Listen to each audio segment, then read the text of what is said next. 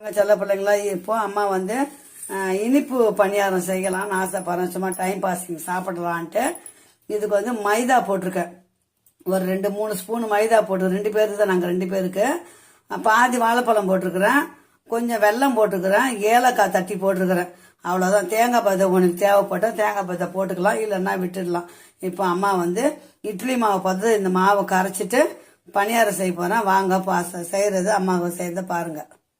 இப்போ பாருங்கள் பிள்ளைங்களா, கொஞ்சம் கொஞ்சம் மாவு போட்டுக்கினேன். குழந்தைங்க வந்தால் திடீர்னு கொடுக்கலான்னு தேங்காய் போடுறேன் பாருங்கள். திருவி வச்சுக்கிறேன். தேங்காய் பல்லாக அரிஞ்சு போடலாம்.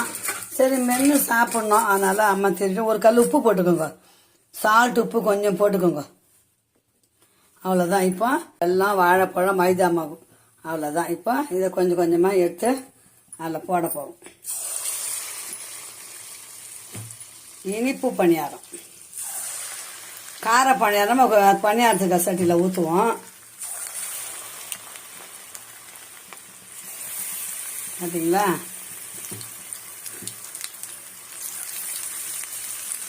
அப்படியே பொரிஞ்ச அப்புறம் எடுத்துக்கலாம். இப்போ பாங்க சுட்டாச்சு, அடுத்த ஈடு போட்டுக்கலாம்.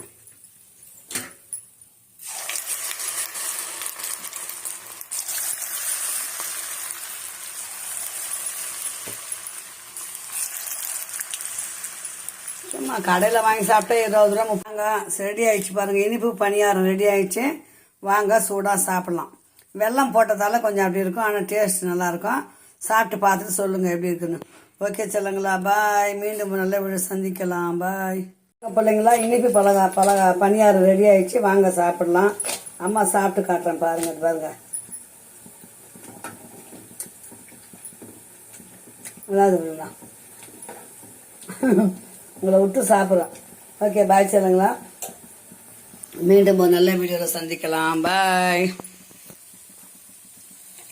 ஸ்டாண்டு வேறு உடஞ்சி போச்சா, அதனால் அம்மா கையில் வச்சுக்கிட்டே தான் செய்யணும்.